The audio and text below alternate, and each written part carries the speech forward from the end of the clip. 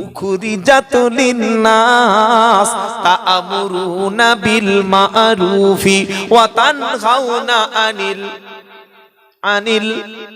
তুমি বলো আনিল মুনকার। চতুর্থ পারা সূরা আল ইমরানের 110 নম্বর আয়াতে।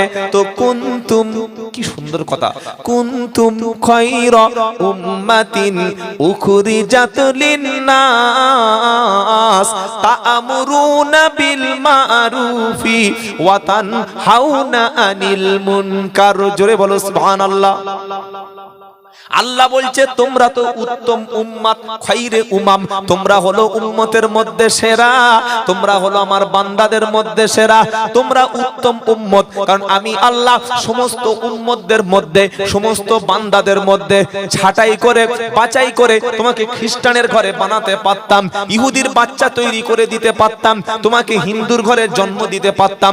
তুমি রাম চিনতে, কালী চিনতে, সরস্বতী চিনতে, আল্লাহ এবং রসুল কখনো চিনতে না। তোমাকে খ্রিস্টানের বাচ্চা লিটন, সিটন, হ্যাট, কট বিভিন্ন নাম দিয়ে তোমাকে পাঠাতে পারতাম। তুমি আল্লাহ চিনতে না, রসুল চিনতে না। তোমাকে বার করেছি আমি আল্লাহ বেছে বেছে উম্মতে মুহাম্মাদি করে। জোরে বলো সুবহানাল্লাহ। বললে হুজুর আল্লাহ কেন বার করলে আমাকে? তো দায়িত্ব দিয়েছি দুটি। কি দায়িত্ব? তা'মুরুনা বিল মা'রুফি ওয়া তানহাউনা আনিল মুনকার। সৎ কাজের আদেশ করবে, অসৎ কাজ থেকে মানুষকে ফেরাবে। দায়িত্ব কটা? জোরে বলো।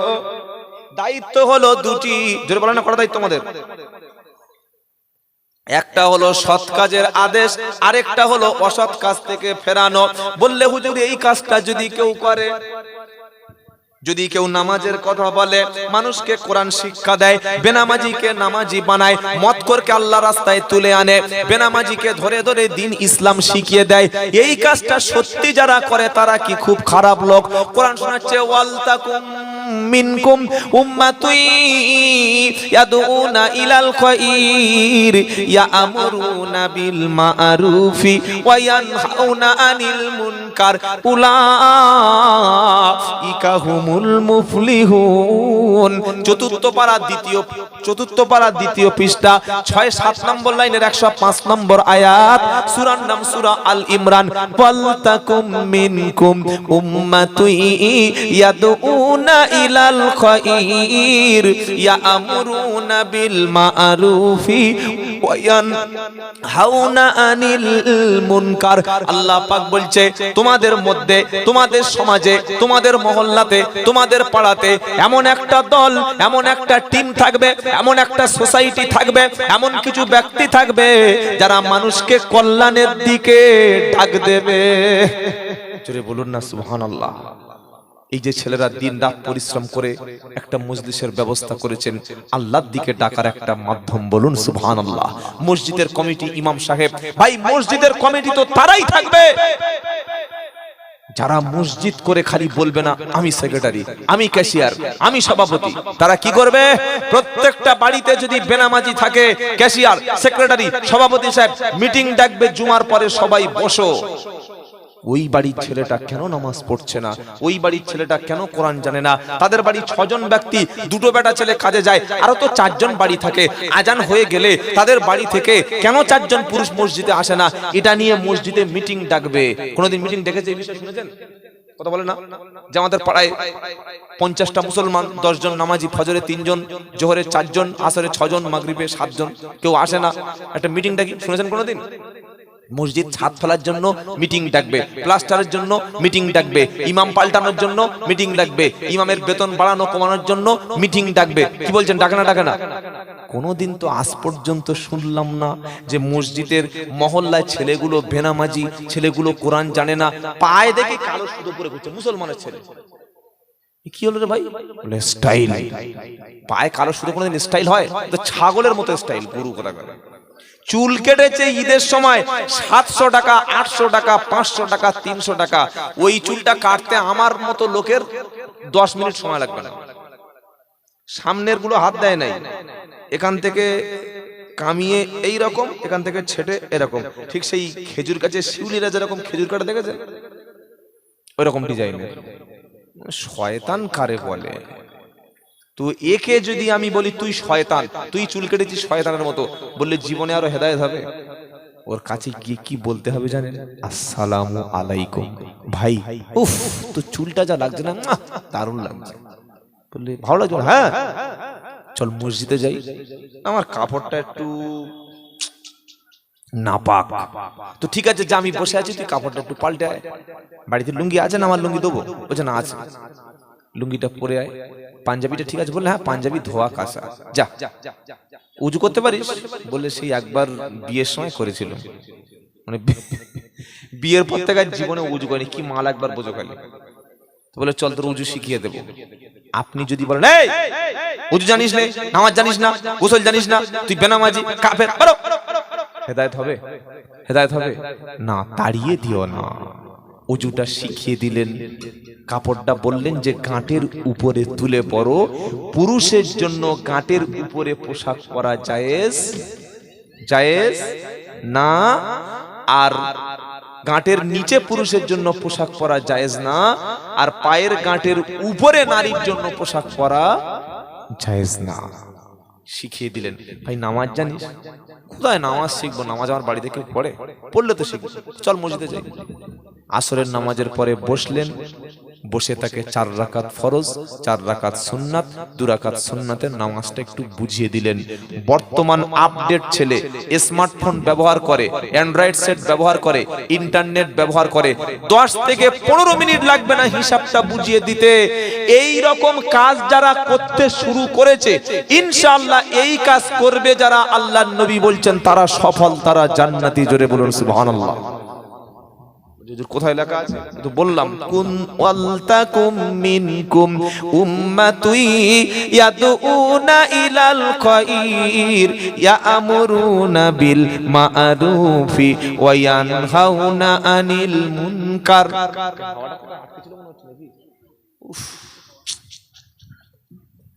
কপাল থেকে ঘাম ঝরছে আর হাওয়া বুঝতে পারছি না। কি বুঝলেন? একটা লোক বলছে এত পাখা চলছে হাওয়া হচ্ছে না, তো পাখার তলায় বসে হাওয়া হবে করতে। কি বুঝলেন বলেন? তো যাই হোক বাবাজিরা, সোনা লালেরা, আল্লাহ কি বলছে? ওয়ালতাকুম মিনকুম উম্মাতুন ইয়াদউনা ইলাল খায়র ইয়ামুরুনা বিল মা'রুফি ওয়া ইয়ানহাউনা আনিল মুনকার। তোমাদের মধ্যে এক শ্রেণীর লোক থাকবে, মানুষকে ডেকে ডেকে কল্যাণের দিকে আনবে, সৎ কাজের আদেশ করবে, অসৎ কাজের নিষেধ করবে। উলাইকা হুমুল মুফলিহুন, ওরাই হলো সফল। জোরে বলুন সুবহানাল্লাহ। সফল মানে দুনিয়ায় টাকা পয়সার জন্য সফল না, আখিরাতে সফল, ওটাই সফল। সুবহানাল্লাহ বলতে ইচ্ছা করে না? আর সফল কারা? সূরা মুমিনুন বলছে কদ আফলাহাল মুমিনুন, মুমিন ব্যক্তিরা হলো সফল ব্যক্তি। জোরে বলুন সুবহানাল্লাহ। সফল কারা?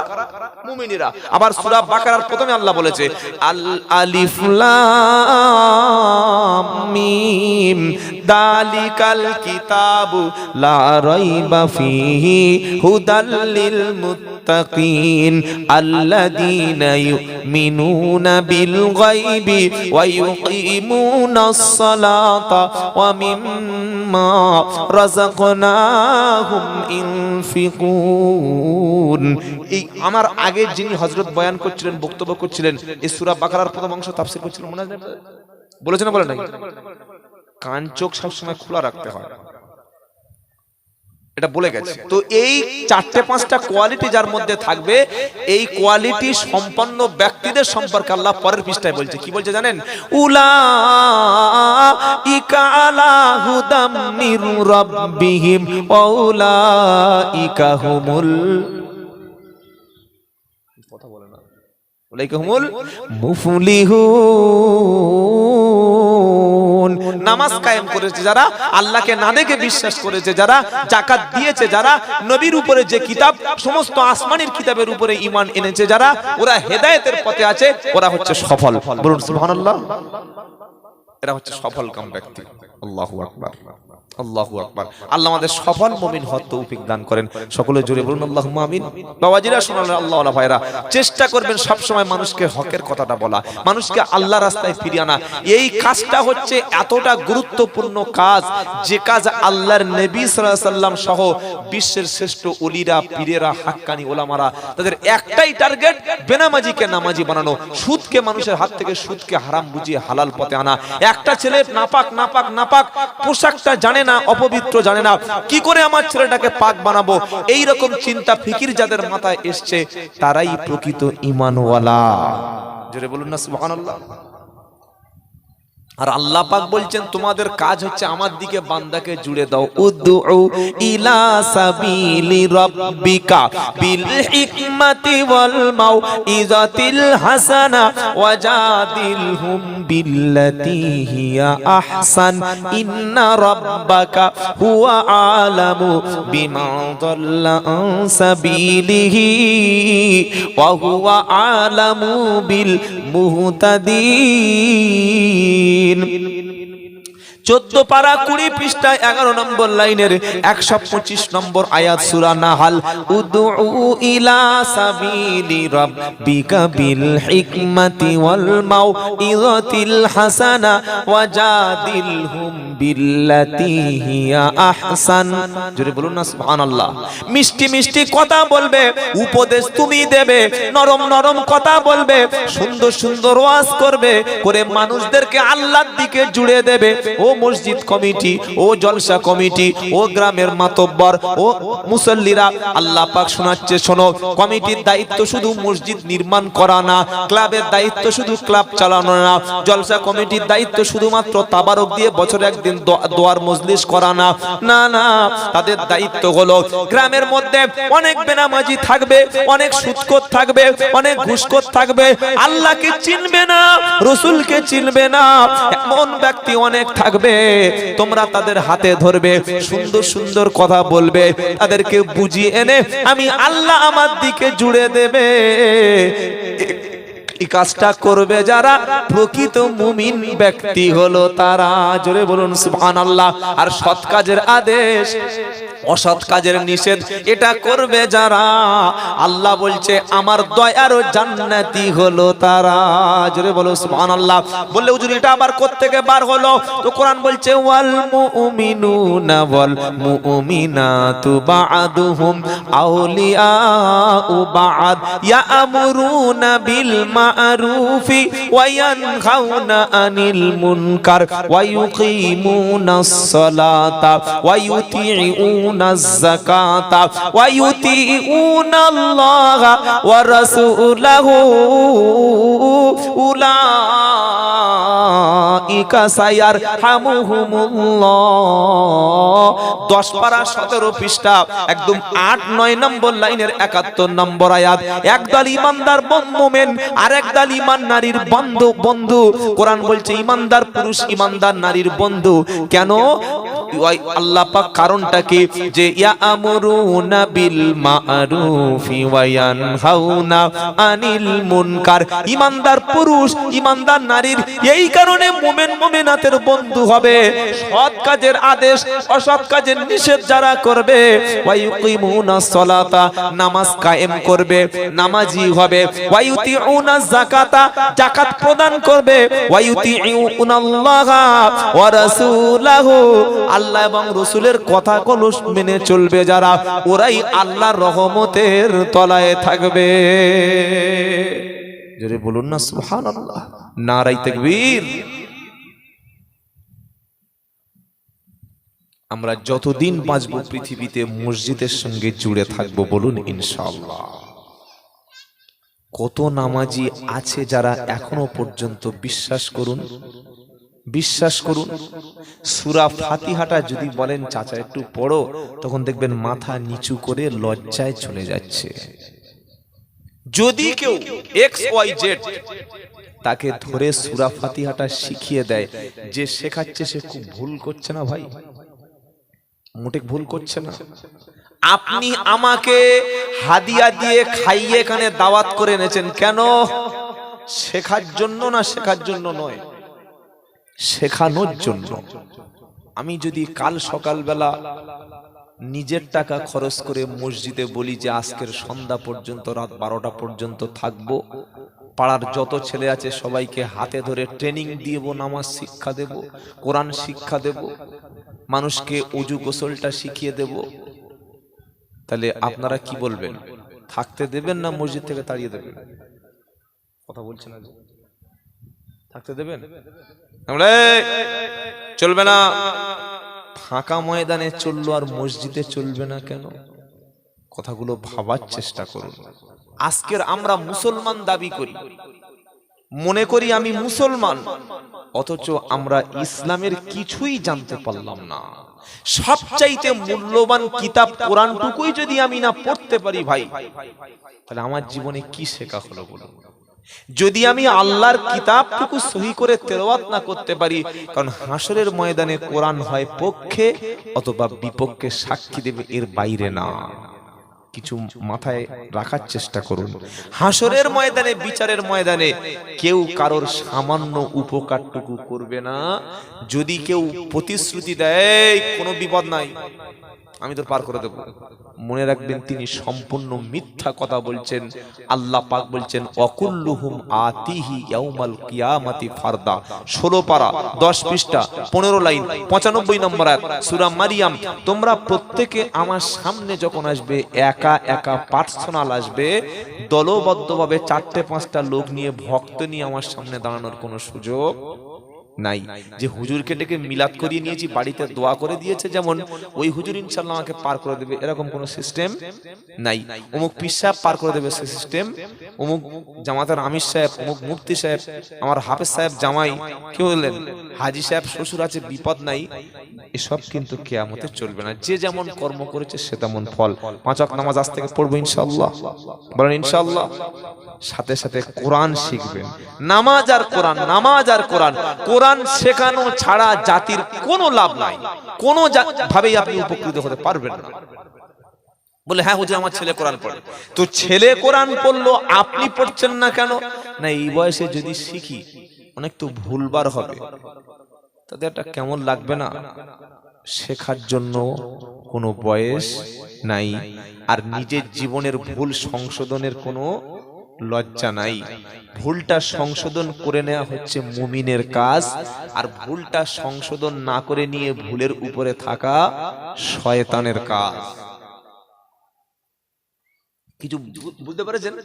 ভুল করে, ভুল নামাজ পড়ে, কোরআন না জেনে, নাপাকি অবস্থায়, না শিখে, না জেনে, না বুঝে যা করছে ঠিক করছি, বাপ দাদা যা করেছে তাই করব, সারা জীবন যা করে এসেছি তাই করব, এই ভুলের উপর থাকা হলো শয়তানের কাজ।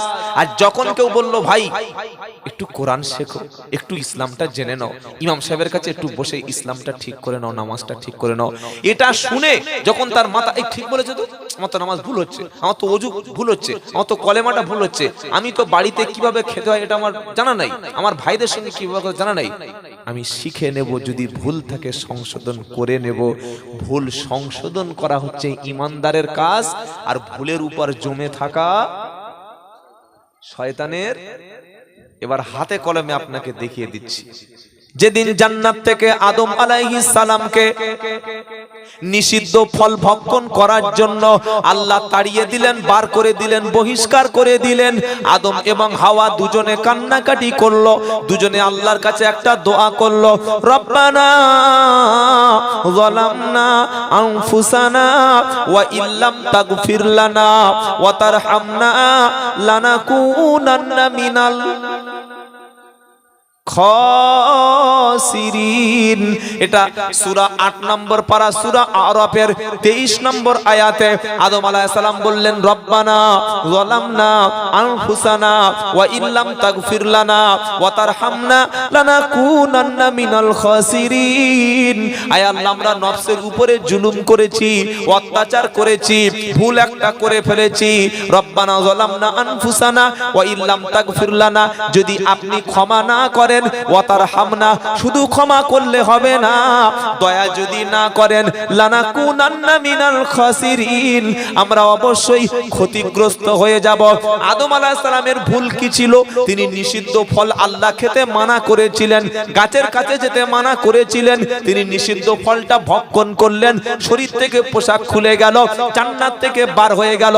যখন বুঝতে পারলো ভুল করেছে, ভুলের উপর তিনি জমেছিলেন, তিনি কি বলেছিলেন? আল্লাহ খেয়েছি, ঠিক করেছি, জান্নাতে থাকবো না, বয়ে গেল, দুনিয়াতে আলাদা থাকবো, তোমার জান্নাতে থাকার দরকার নাই, ভুল কিন্তু সংশোধন করব না, এটা বলেছিলেন?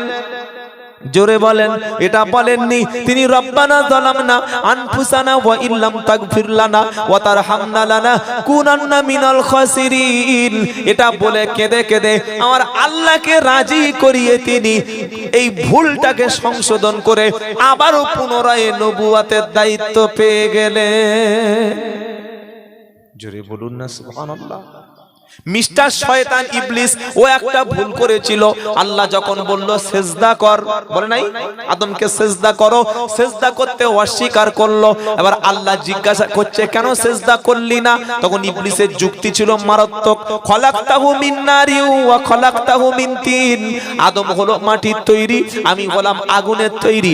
মাটির তৈরি জিনিস হলো নিচু থাকে, নিচের দিকে চলে যায়, আগুন উপরের দিকে উঠে যায়। আমি আগুন আদম, আমি আগুনের তৈরি জিন, আমি আগুনের তৈরি ইবলিস, কিভাবে মাটির তৈরি আদমের কাছে সেজদা করি? ভুল করলো, ভুলের উপরে জমে থাকলো, আর তওবা করলো না, আল্লাহর কাছে ক্ষমা চাইলো না। আদম আলাইহিস সালাম ভুল করলো, ক্ষমা চাইলো, তাই ক্ষমা চেয়ে ভুল করে নবী হয়ে গেল। আর একজন ভুল করে সারা জীবনের মতো ইবলিস মার্কা শয়তান হয়ে গেল। কি বোঝা গেল বলুন? কি বুঝতে পারলেন আগে আমাকে বলুন দেখি। ভুল করে সূত্রে নেওয়া হচ্ছে নবীওয়ালা আমল, আর ভুলের উপরে জমে থেকে হ্যাকাতে করা, যা করছি ঠিক করছি, যে নামাজ পড়ছি সেই নামাজ ঠিক, যেটা করছি ওটাই ঠিক আছে, সেটা কার লক্ষণ? জোরে বলেন, শয়তানের। এবার সিদ্ধান্ত আপনি নেবেন যে আপনি আদম নবীর মতো নিজের ভুলকে সংশোধন করে নেবেন, নাকি শয়তানের মতো সেজদা না দিয়ে আবার ফের সেই তাই করবেন।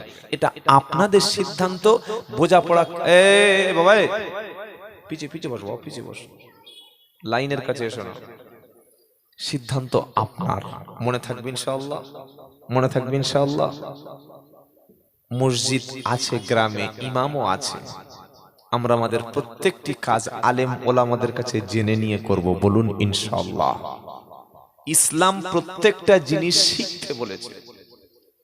আপনি যদি হিন্দু বা খ্রিস্টানের ঘরে জন্ম নেন, আপনাকে কেউ বলবে না যে তুই হাত দিয়ে খা, বিসমিল্লাহ বলে খা, দস্তরখান বিছিয়ে খা, খাওয়ার শেষে আলহামদুলিল্লাহ বল, খাওয়ার পড়ে গেলে তুলে খা, এটা কেউ বলবে? খ্রিস্টানের ঘরে জন্ম নিলে আপনাকে কেউ বলবে না যে শোয়ার সময় দোয়া বলে শো, বিছানাটা ঝেড়ে নিয়ে শুতে হয়, তওবা ইস্তেগফার পড়ে শুতে হয়, কিবলামুখী হয়ে ডান পাশ ফিরে শুতে হয়, শোয়ার বিছানায় শুয়ে ঘুম থেকে উঠে একটা দোয়া বলতে হয়। কোনো খ্রিস্টানের বাচ্চাকে কেউ হাত ধরে এটা শেখাবে না। কিন্তু যে ধর্মে আপনি জন্ম নিয়েছেন, এই ধর্মের প্রথম বাক্যটা ছিল তোমাকে পড়ে শিখতে হবে, পড়তে হবে, শিখতে হবে, শিখতে হবে। সেই পড়াশোনা কবে চটে দূরে দিয়েছে তুমি বসে বসে একবার ঠান্ডা মাথায় ভাবো। ইসলামের প্রথম বাণী কিন্তু মুসলমানি ছিল না। কোরআনের প্রথম কথা কিন্তু নামাজ পড়ো নবী, এটা আল্লাহ বলেনি। রোজা করো বলেনি, দাড়ি রাখতে বলেনি, পর্দা করতে প্রথমে বলেনি। প্রথমে বলছে পড়ে দেখো, আগে পড়ে জাস্টিফাই করো, নিজেকে বোঝো, নিজের ভুলটা পড়ে শিখে নিয়ে তবেই তুমি ধর্ম পালন করো। ইমাম সাহেব ইমামতি করার আগে দীর্ঘদিন তাকে পড়তে হয়েছে, না দাড়ি রেখে আর পাঞ্জাবি পরে চলে এসেছে? কি বলছেন? আমি যে বক্তব্য করতে এসেছি, আল্লাহ যেটা আমাকে এনেছেন, এটা আমি হঠাৎ করে চলে এসেছি, না দীর্ঘদিন পড়াশোনা করতে হয়েছে? পড়াশোনা করতে হয়নি।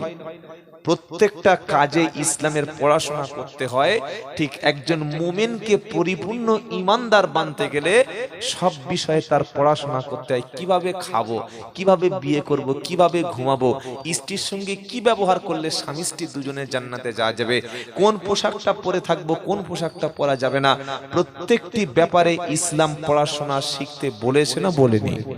তলাবুল ইলমি ফারিজাতুন আলা কুল্লি মুসলিমি ওয়া মুসলিমা, প্রত্যেকটি মুমিন নরনারী পুরুষের জন্য, ঈমানদার পুরুষ ঈমানদার নারী, মুসলমান পুরুষ মুসলমান নারীর জন্য পড়াশোনা করা, জ্ঞান চর্চা করা, ইলম অর্জন করা ফরজ।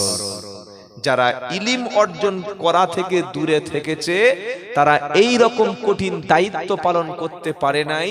আর নিজেকে কখনো আপনি জান্নাতি বা মুসলমান ভাবার দরকারও নাই। আল্লাহ আমাদের হেদায়েত করুক, সকলে বলুন আমিন। কি শোনাচ্ছিলাম, যে বক্তব্যটা করতে করতে ছেড়ে চলে এসেছি, যে আল্লাহর নবী সাল্লাল্লাহু আলাইহি ওয়াসাল্লাম তিনি গায়েব জানতেন কিনা। আয়েশা সিদ্দিকা রাদিয়াল্লাহু তাআলা আনহা তিনি উটের পিঠে চড়ে চলে গেছেন, আর ওদিকে মুনাফিকদের সর্দার সব জায়গায় বলেছে নবীর সাথে, নবীর স্ত্রীর সাথে একজন সাহাবার খারাপ রিলেশন আছে। আল্লাহর নবী শুনে তিনি অত্যন্ত ব্যথা পেলেন, তিনি প্রচন্ড লজ্জা, কষ্ট আর দুঃখ পেলেন যে আমার উম্মত আমার স্ত্রীর চরিত্র নিয়ে কিভাবে প্রশ্ন তুলতে পারে। কি বলছেন বলুন? বিশাল কষ্ট পেলেন। নবী মাসের পর মাস হয়ে যাচ্ছে, সাহাবাদের জিজ্ঞাসা করছে কি হবে, কি হবে, স্ত্রী রাখবো নাকি তাড়িয়ে দেব? হযরতে আলী রাদিয়াল্লাহু তাআলা আনহুর পরামর্শ করলেন, হযরতে উসামার সঙ্গে পরামর্শ করলেন কি করব। তারা বললেন আল্লাহ আপনার স্ত্রীর অভাব রাখেনি, আপনি যদি প্রয়োজন না মনে করেন তালাক দিয়ে দিন। শুনতে পেলেন না পেলেন না? মসজিদে মাশওয়ারা হলো, এই 1 মাস হয়ে যাচ্ছে। আয়েশা সিদ্দিকা বলছেন আমি অসুস্থ, আমি অসুস্থ।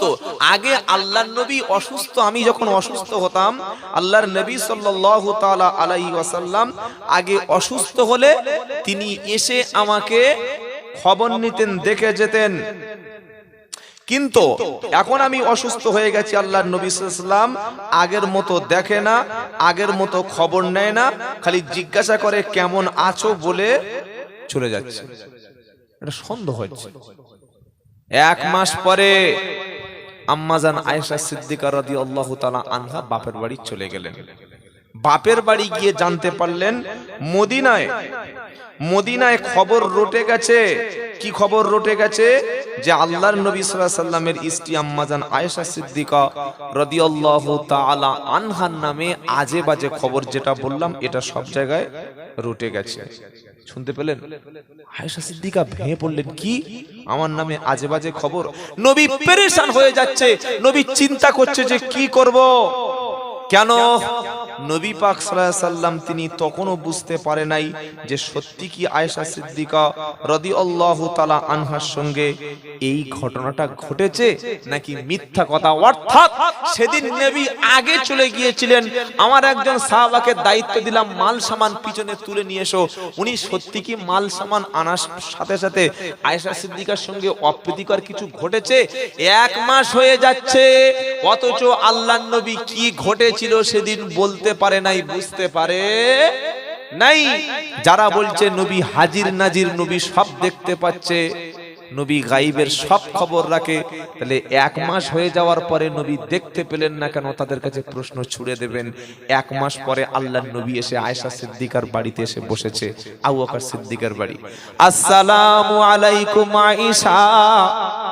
স্ত্রীকে সালাম দিচ্ছেন, স্ত্রীকে সালাম দিয়েছেন, আজ থেকে দেবেন, এই আমলটা করবেন ইনশাআল্লাহ। বলেন ইনশাআল্লাহ। কি বলবে? ভাবে বউ লোক সালাম দেয়, শালীকে সালাম দেবে, শাশুড়িকে সালাম দেবে, ভাড়া ভাইকে সালাম দেবে, স্ত্রীকে কিন্তু সালাম দেবে না। অথচ স্ত্রীকে সালাম দেওয়া সুন্নাত, নিজের মাকে সালাম দেওয়া সুন্নাত।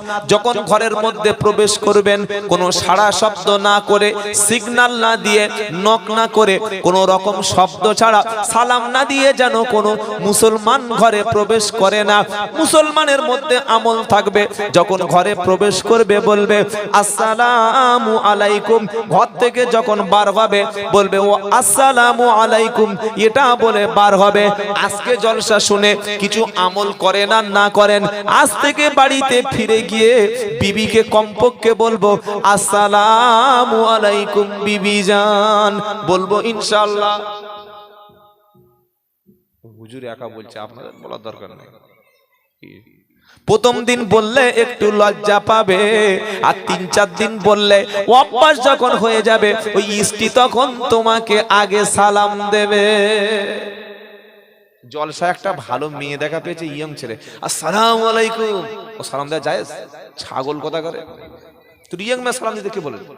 বলে না হুজুর বলেছে সালাম দিতে, তা হুজুর সালাম দিতে বলেছে, ইয়ং মেয়ে সালাম দিতে বলেছে, তো ফিতনা হবে। কি বুঝলেন? শুনেছে সালাম দেওয়া সুন্নাত, অনেক সওয়াব। ও গার্লস হাই স্কুলের সামনে দাঁড়িয়ে আছে মাথায় টুপি দিয়ে, ইয়ং ছেলে। প্রত্যেকটা গার্লস স্কুলের মেয়েরা বার হচ্ছে আসসালামু আলাইকুম আসসালামু আলাইকুম, জুতো খুলে মুখে পুরো একদম ধরিয়ে দিয়েছে। মার খেয়ে বাড়িতে এসে ফোন করছে আসসালামু আলাইকুম আব্দুল্লাহ জুবাইর ভাই, হ্যাঁ কি ব্যাপার, কি হলো ভাই রাত্রে ফোন করছো? বলে একজন মেয়ে পুজোর মারা মেরেছে। তোমার বউ নাকি? না না, বউ কোথায়? তো মানলো কেন? বলে আপনি তো জলসা করে গেলেন যে সালাম দেওয়া সুন্নাত, বিশাল সওয়াব।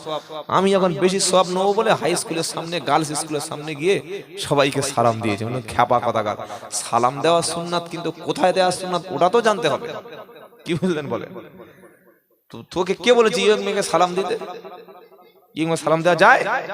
খ্যাপা, জানতে হবে, জেনে কাজ করতে হবে। কি বুঝতে বলেন? বলেন স্ত্রীকে ভালোবাসুন, জান বলুন, প্রাণ বলুন, সুইট হার্ট বলুন, আমার অনেক কিছু, চাঁদ, আমার সূর্য, আমার তারা, আমার পৃথিবী সব বলুন, কিন্তু যেন ভালোবাসার ঠেলায় ও তুমি আমার মা এরকম যেন বলে ধরেন। তার পরের দিন তাহলে তোমার বউ আর বিছানা রাখতে পারবে না। কিছু বুঝতে পারলেন না? বললেন না? জানতে হবে বাবা। আল্লাহ রাসূল সালাম দিলেন আসসালামু আলাইকুম আয়েশা। সালাম দেওয়ার পরে আয়েশা সিদ্দিকা মুখটা ঘুরিয়ে নিলেন। নবী জিজ্ঞাসা করলেন আয়েশা একটা কথা সত্যি করে বলো, 1 মাস হয়ে গেল আমি নবী এখনো বুঝতে পারছি না সেদিন যুদ্ধ থেকে ফেরার পথে তোমার সঙ্গে কোনো খারাপ ঘটনা ঘটেছিল কিনা। যদি সত্যি কিছু হয়ে যায় আল্লাহ ক্ষমাশীল, আল্লাহ রহমানুর রহিম, তুমি তওবা করো, আমার আল্লাহ সাথে সাথে ক্ষমা করে দেবে। জোরে বলো, সত্যি কি কিছু ঘটেছে? আয়েশা সিদ্দিকা বললেন হে আল্লাহর নবী, আমি কি করে বলবো যে এমন কিছু ঘটে নাই? এখন গোটা মদিনায় সবাই রটিয়ে দিয়েছে কিছু একটা না কিছু একটা ঘটেছে। আমি এখন যদি অস্বীকার করি আমার কথাটা কেউ বিশ্বাস করবে না। আর আল্লাহর কসম করে বলছি এমন কিছু ঘটে নাই, ঘটে নাই, ঘটে নাই। সত্যিও বললে এখন আর বিশ্বাস করবে না। মসজিদে 10,000 টাকা ছিল, ইমাম সাহেব আর মুয়াজ্জিন সাহেব ছিল, নামাজ পড়ে বাড়ি চলে গেছে। আসরের সময় এসে দেখছে ক্যাশ বাক্স ভা। মুসাল্লিরা বলছে টাকা কে নিয়েছে? একটা বাচ্চা ছেলে বলছে ইমাম সাহেব আর মুয়াজ্জিন সাহেব নামাজের পরে মসজিদে ছিল, এই দুটোর মধ্যে একজন নিয়েছে। তখন ইমাম সাহেব সব পাড়ায় সব জায়গায় রটে গেল যে আমাদের হুজুর টাকা চুরি করে। এখন টাকা নিয়েছে পাশের একটা পাত্তাখোর। পাত্তাখোর বোঝেন? পাত্তাখোর বোঝেন না? হ্যাঁ, গাঁজাখোর। গাঁজা কি মজা, আহা, ভিটামিন যুক্ত খাবার গাঁজা। বিজ্ঞানীরা বলছে গাছ লাগাও প্রাণ বাঁচাও। বাড়িতে গিয়ে দেখছি বিশাল বড় গাঁজার একটা বাগান। কি রে ভাই, গাঁজা গাছ লাগিয়েছি? বলছে কেন, তুমি তো বললে গাছ লাগাও প্রাণ বাঁচাও, তো গাঁজা গাছ লাগাতে কে বলেছে? কি গাছ লাগাও প্রাণ বাঁচাও, তা বলে গাঁজা গাছ লাগাবি তুই? কিছু বুঝতে পারছেন? ও পাত্তাখোর মসজিদের ক্যাশ বাক্স ভেঙে মাল চুরি করেছে, আর দোষটা কার হলো? ইমাম সাহেবের। ইমাম সাহেব বলছে ভাব ভালো নয়, পালাই, কারণ মারও খেতে হবে আর ইমামতি সারা জীবনের মতো যাবে, আর যেখানে যাও বলবে টাকা চলে, আর কোনো মসজিদে নেবে? কি বুঝলেন বলেন? অথচ টাকা ইমাম সাহেব নেবে কেন? সে তো ভালো মানুষ বলেই তো ইমাম। কি বলছেন আপনারা বাবাজিরা, সোনালালেরা? নবী জিজ্ঞাসা করছে আয়েশা সত্যি কি কিছু ঘটেছে? তিনি বলছেন আমি যদি বলিও যে কিছু ঘটেনি কেউ তো বিশ্বাস করবে না। আর আমি কেন বলবো যে কিছু ঘটেছে? আমি তওবা কেন করবো? আমি তো গুনাহই করিনি, ভুল করিনি। আয়েশা সিদ্দিকা কি বললেন জানেন? ফাসাবরুন জামিল ওয়াল্লাহুল মুস্তাআনু আলা মা তাসিফুন। আমি উত্তম ধৈর্য ধারণ করব, আমি তোমরা যে বিষয়ে কথা বলো এই বিষয়ে আমি আল্লাহর কাছে সাহায্য চাই। জোরে বলুন। আয়েশা সিদ্দিকা ভাবলেন আমি নিশ্চয়ই সতী। আরেকটা উত্তর আয়েশা সিদ্দিকা তিনি দিলেন, তিনি বললেন হে আল্লাহর নবী, সেদিন কি ঘটনা ঘটেছিল এটা জানার জন্য নিশ্চয়ই নিশ্চয়ই নিশ্চয়ই আল্লাহ তাআলা আপনাকে অবশ্যই বলে দেবে। আসলে সেদিন কিছু ঘটনা ঘটে নাই। জোরে বলুন সুবহানাল্লাহ। আয়েশা সিদ্দিকা রাদিয়াল্লাহু তাআলা আনহা তিনি বলছেন আমি ভেবেছিলাম আল্লাহর নবী হয়তো আল্লাহ পাক তার কাছে স্বপ্নের মাধ্যমে আয়েশা সিদ্দিকা যে নির্ভুল নির্দোষ বিশুদ্ধ চরিত্র ভালো এটা আল্লাহ রাসূলকে স্বপ্নের মাধ্যমে আল্লাহ জানিয়ে দেবে। এটা আমি যখন বলছি আল্লাহর নবী পাক সাল্লাল্লাহু আলাইহি সাল্লাম তখন বসে আছে। আয়েশা সিদ্দিকা বলছে আমি যদি ভালো হই চরিত্র ভালো হয় আল্লাহ নিশ্চয়ই আপনাকে জানিয়ে দেবে। আম্মা জান আয়েশা সিদ্দিকা রাদিয়াল্লাহু তাআলা আনহা বলছে এটা বলতে বলতে বলতে বলতে দেখলাম আল্লাহর নবী সঙ্গে সঙ্গে ঘামতে শুরু করেছে। নবীর উপরে বিভিন্ন ভাবে কোরআন নাজিল হতো, কখনো ঘন্টার শব্দের মতো ঢং ঢং করে কোরআন নাজিল হতো, কখনো জিব্রাইল নবীর সামনে হাজির হতো, কখনো জিব্রাইল মানুষের আকৃতিতে নবীর সামনে হাজির হতো, আবার স্বপ্নের মাধ্যমে নবীর কাছে সেটা জানিয়ে দেয়া হতো। আবার মাঝে মাঝে আল্লাহ তাআলা নবীর উপরে তিনি ওহী নাজিল করতেন। আবার আল্লাহর নবীর উপরে কোরআন যখন আসতো প্রচন্ড শীতের দিনে নবী কাঁপতেন, ঠকঠক করে প্রচন্ড ঝরঝর করে ঘাম ঝরতো। আম্মা জান আয়েশা সিদ্দিকা রাদিয়াল্লাহু তাআলা আনহা তিনি বলছেন আমি যে নির্দোষ, আমি যে ভালো, আমার চরিত্র ভালো এটা জানার জন্য হয়তো ভেবেছিলাম আল্লাহর নবীকে আল্লাহ জানিয়ে দেবে। না না, কিছুক্ষণ পরে আল্লাহর নবী চুপচাপ হয়ে গেল, শরীর ভারী হয়ে গেল, আর জিব্রাইল কোরআন নিয়ে নবীর কাছে এসে গেল। এবার সেটা কি এসেছিল আপনাদের পড়ে শোনাচ্ছি। কি জানেন? আল্লাহ পাক শোনাচ্ছে, শোনো, যারা তোমরা নবীর নামে দোষারোপ করেছো, যারা নবীর নামে তোমরা আজে বাজে কথা বলেছো, যারা নবীর নামে তোমরা মিথ্যা কথা বলেছো তারা ধ্বংস হবে। ইন্নাল্লাযীনা জাউ বিল ইফকি উসবাতুম মিনকুম। কি সুন্দর কথা, আল্লাহু আকবার। লা তাহসাবুহু শাররাল লাকুম বাল হুয়া খায়রুল লাকুম। সূরা নূরের শানে নুজুলটা বললাম।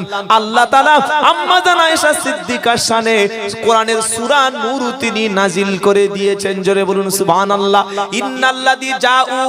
ইন্নাল্লাযীনা জাউ বিল ইফকি উসবাতুম মিনকুম।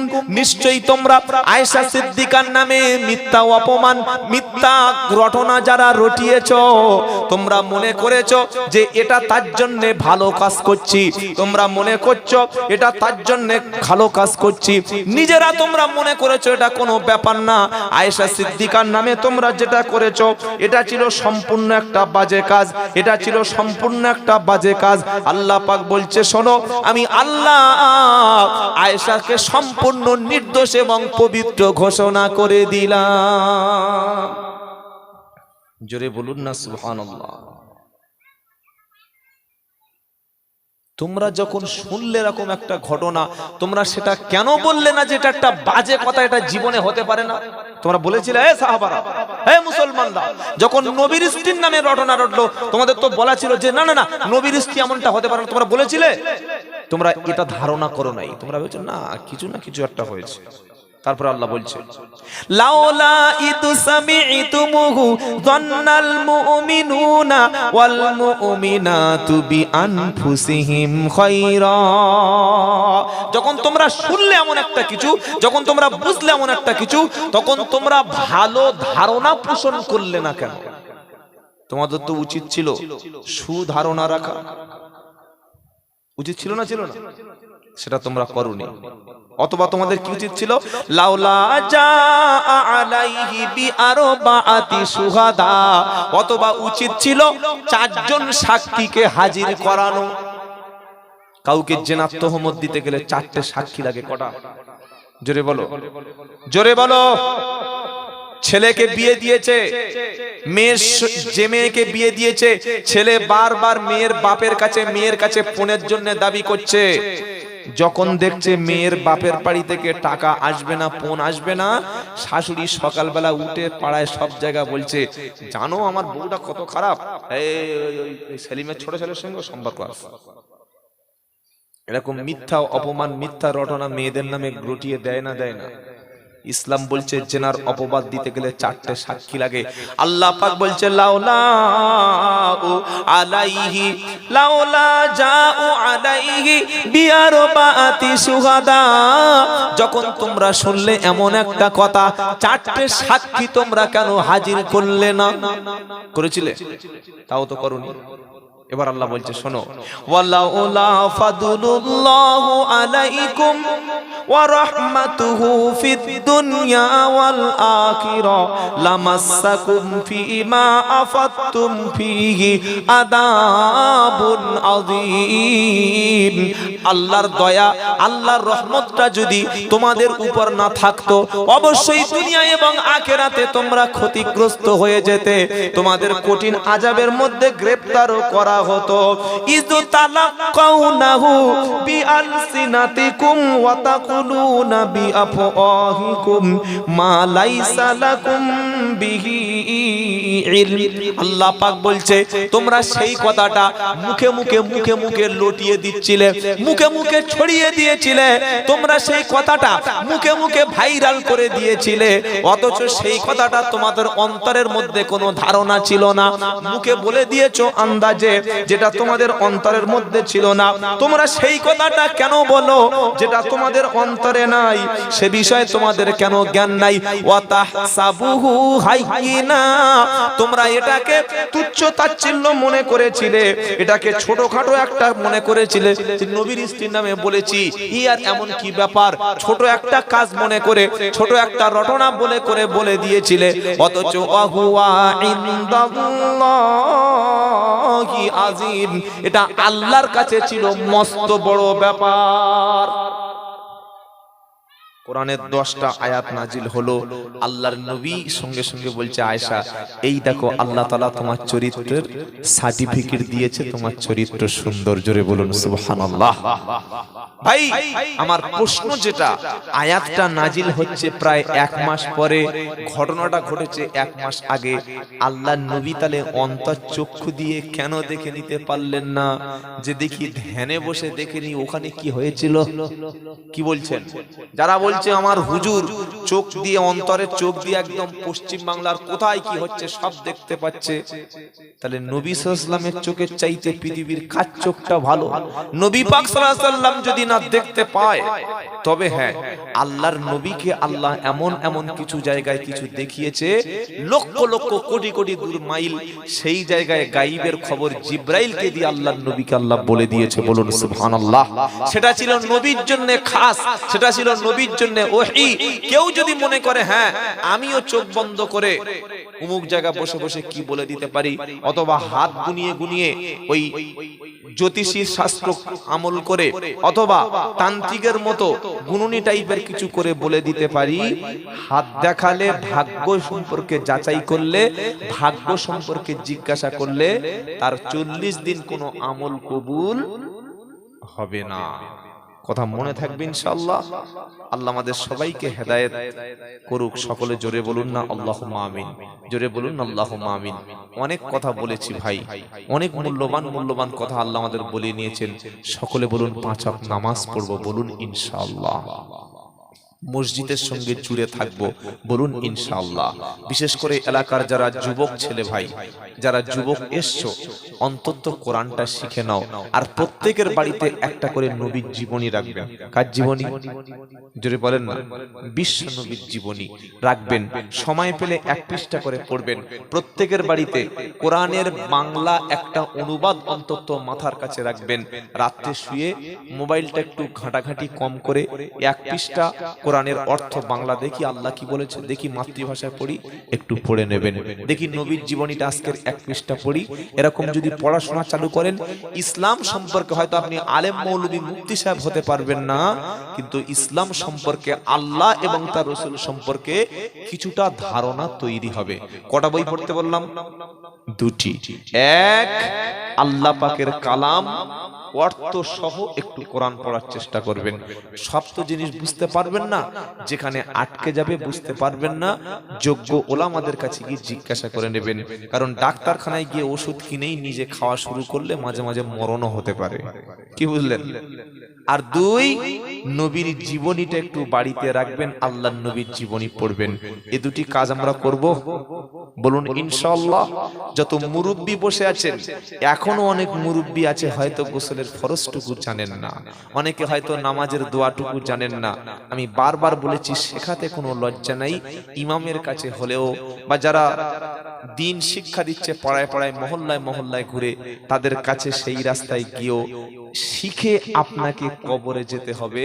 মুসলমান হয়ে কবরে যেতে হবে, নাপাক হয়ে কবরে যাওয়া যাবে না। আচ্ছা, এই জলসাটা এবছর হবে না সামনে বছর আরেকবার হবে? সামনে বছর হবে আরেকবার। দেখি হবে না কারা কারা রাজি আছেন, হাত তুলুন দেখি। বুঝতে পারেন ভাই? সামনে বছর এই তাফসিরুল কোরআন মাহফিলটা হবে, এটার পক্ষে কারা কারা আছেন হাত তুলুন দেখি। নারায়ে তাকবীর।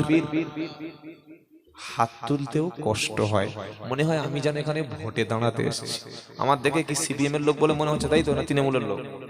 এই বাবা, আমি হলাম আল্লাহর লোক, আমার নাম হচ্ছে আব্দুল্লাহ, আল্লাহর গোলাম। আপনারাও সবাই আব্দুল্লাহ। আব্দুল্লাহ মানে কি? আল্লাহর, জোরে বলেন, দাস, আল্লাহর গোলাম। এই জলসাটার জন্য আমাদের ছেলেরা, আপনাদের ছেলেরা, যুবকেরা দিন রাত অনেক পরিশ্রম, অনেক মেহনত করেছে ভাই। আমি আপনাদের কাছে করজোড়ে মিনতি করব, সবচাইতে জ্ঞানী, উত্তম এবং বিবেকবান হলো সে মরার আগে নিজের অর্থ সম্পদ আগে জান্নাতে যাওয়ার রাস্তায় পাঠিয়ে দিয়েছে। যে বলুন তো, আপনি হাসানাবাদ থেকে শিয়ালদায় যাবেন, টিকিট কেটে ট্রেনে উঠবেন না ট্রেন থেকে নেমে টিকিট কাটবেন? কথা বলে না। টিকিট কেটে ট্রেনে উঠবেন, এখান থেকে হজে যাবেন, হজে যাওয়ার আগে পাসপোর্ট, ভিসা, তারপরে লাগেজ, সমস্ত রকম যে ট্রাভেলসের সঙ্গে যোগাযোগ করে সবকিছু রেডি করে, ফ্লাইটের টাইম ঠিক করে, মক্কা মদিনায় হোটেল ঠিক করে, টাকা অ্যাডভান্স জমা দিয়ে হাতে কাগজ চলে এসছে, তবে আপনি হজে উমরায় যাবেন, না ওই এয়ারপোর্টে গিয়ে হজে যাওয়ার জন্য প্লেন ধরবেন? কি করবেন বলেন? যত রাস্তা লম্বা হয়, রাস্তা যত বেশি হয়, আগে থেকে মাল সামান টাকা পয়সা জমিয়ে তত বেশি রাখতে হয়। মক্কা মদিনায় যাবেন 60,70,000 টাকা খরচ, কলকাতায় যাবেন 150-200 টাকা খরচ। এই রাস্তাটা চাইতে জাহান্নামের উপরে সিঁড়ি পাতা হবে, যার নাম হলো পুলসিরাত। ওই পুলসিরাত অতিক্রম করে জান্নাতে যেতে হবে। নিচে থাকবে জাক্কুম ফল, কাঁটাযুক্ত গাছ, গুনাহগারদের টেনে হিঁচড়ে নিচে ফেলে দেবে। বলুন তো, ওই কঠিন জাহান্নামের উপর দিয়ে যাওয়ার জন্য টিকিটটা, আমলটা, ইখলাসটা, ঈমানটা মজবুত করার দরকার আছে না নাই?